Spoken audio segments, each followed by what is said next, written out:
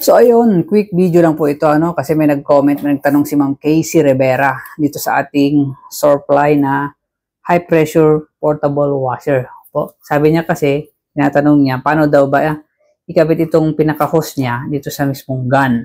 Ayan, okay? So, una po, pasensya po na kayo sa aking background na. Nandito kasi ako sa aming labahan. Kaya may mga hanger dyan na. Di ba, mga kasirola. Okay, yung tanong ni ma'am, paano daw ba ikabit ito? Itong pinaka-hose.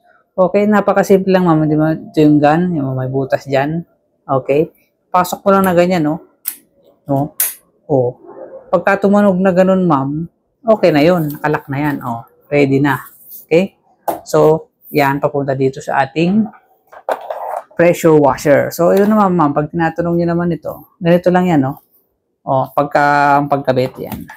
Tanggalin lang natin to, yan. Counterclockwise. Ito yung pinakalak niya, itong itim. Okay, so, yan, no? O, ganun lang, oh. Ito, dulo, pasok mo lang dito. O, tapos may thread dyan. Ito yung pinakalak niya. Yan. Ganun mo lang. Make sure lang na itulak niya maigi. Tapos, ganyan, no? O, clockwise para mag-lock. Okay? So, okay na. O, pwede mo nang gamitin to, ma'am. Okay? Ready na to. So, yun lang po. Thank you, Ma'am Casey, sa inyong comment.